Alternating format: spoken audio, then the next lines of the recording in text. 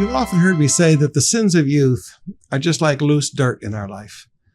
When we're young, we think that overcoming pornography and lustful thoughts and drinking and drugs and smoking, we think that those things are just so impossible to overcome. And the longer we serve Jesus, the more we find that by the grace of God, those are the loose dirt that's swept away. That there are things in the human heart that are far more difficult to overcome. In Luke chapter 6, verse 27, Jesus said, "But to you who are willing to listen." Now, in other words, are you willing to listen to this? He said, "To those of you who are willing to listen, I say, love your enemies and do good to those who hate you." And then he continues. So this morning I ask you, are you willing to listen to the really hard things, to the things that make us act like God? He says, all right, verse 27, "I say to you, love your enemies." Grabe, that's hard. Punch them in the nose, puede, but love your enemies. "Do good to those who hate you." Every one of us has people that hate us, and sometimes you don't even know why they hate you. But however they feel toward you, when you have the opportunity, you and I are to do good to those people. "Bless those who curse you." Grabe talaga.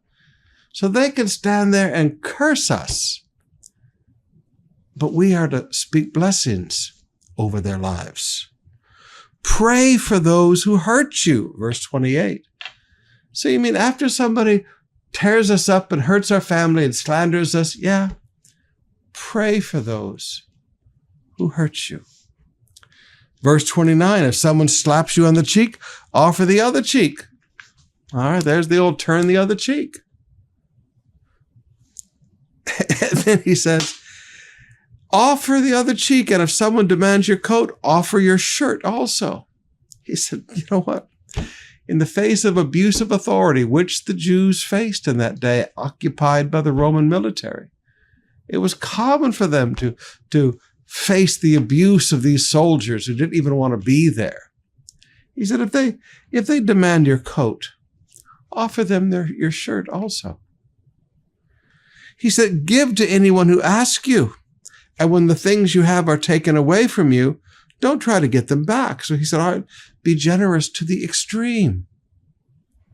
Don't even ask for stolen goods to be restored.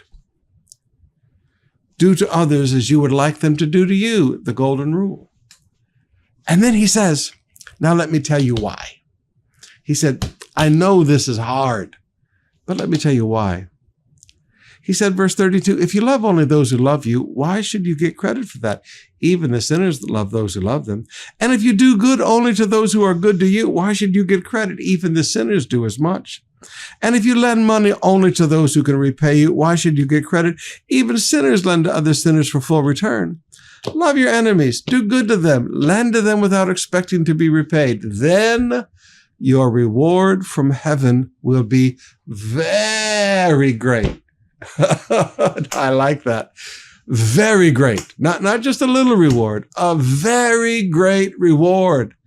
Why a very great reward, Pastor? Because these things are very difficult to do.